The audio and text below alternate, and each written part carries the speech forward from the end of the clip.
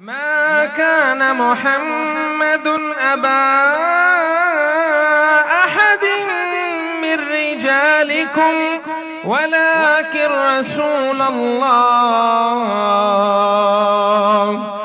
میرا وہ پہلا پیام لے کر صبا نہ جانے کدھر گئی ہے، لکھا ہے دستے دعا پہ اشکوں سے ایک تازہ پیام آقا سلام آقا.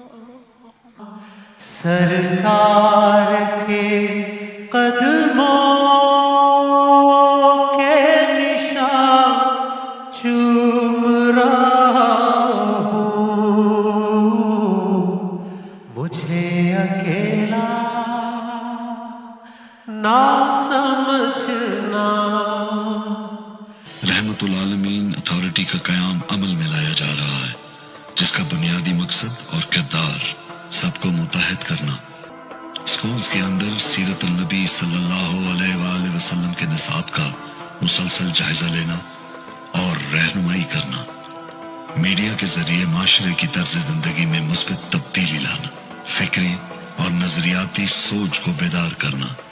اسلامی تاریخ اور تعلیمات پر مبنی فلموں، ٹیلی ویژن ڈراموں کے ذریعے آگہی، یونیورسٹیز میں تحقیق اور مباحثہ، حکومت کی رب العالمین اسکالرز کی مانیٹرنگ، میرٹ پر مبنی on line system, special projects اور صوفیہ کرام کی زندگیوں اور تعلیمات سے سیکھنا، نوجوانوں کو ایک متبادل راستہ بتانا جو صراط المستقیم ہے، جس کی بنیاد اور اساس سیرت النبی صلی اللہ علیہ وآلہ وسلم ہے. عاشق رسول ہونے کے لیے آپ کو کوئی ڈگری نہیں چاہیے. ہمارے دل میں اگر اس کی اللہ محبت ڈال دیتا ہے، میں سمجھتا ہوں کہ وہ بڑا خوش قسمت انسان ہوتا ہے. 622 میرے پیارے نبی صلی اللہ علیہ وسلم ہجرت کرتے ہیں مدینہ، 632 وہ دنیا سے چلے جاتے ہیں، پردہ کر دیتے ہیں. میرے نبی صلی اللہ علیہ وسلم وہ چلتے پھرتے قرآن تھے. جیسے جیسے میں نے نبی صلی اللہ علیہ وسلم کی زندگی کو پڑھنا شروع کیا، جیسے جیسے ایمان آتا گیا، میں نے نبی کی سیرت سمجھتا گیا، آہستہ آہستہ یہ بت ٹوٹتے گئے. انہوں نے مدینہ میں سب سے پہلے چیز کیا کی؟ عدل اور انصاف قائم کیا. اور یہ میرے نبی صلی اللہ علیہ وسلم نے مدینہ میں کہا کہ میری بیٹی بھی اگر جرم کرے گی تو اس کو سزا ملے گی. انہوں نے اپنے معاشرے کے اندر مدینہ کی ریاست میں کیا کیا؟ تعلیم کی ایمرجنسی لگا دی. جنگ بدر کے بعد مکہ کے قیدی تھے، ان کو واپس کے پیسے لے سکتے تھے. دنیا کے عظیم لیڈر نے کہا نہیں، جو 10 مسلمانوں کو پڑھا لکھا دے گا اس کو ہم آزاد کر دیں گے. تعلیم کے اوپر زور دیا. جو میرے نبی صلی اللہ علیہ وسلم نے انسانیت کا نظام دنیا میں شروع کیا تھا، وہ آج ان ملکوں میں مل رہے ہیں جو مسلمان نہیں ہیں. اللہ نے میرے نبی صلی اللہ علیہ وسلم کو رحمت للعالمین کہا تھا.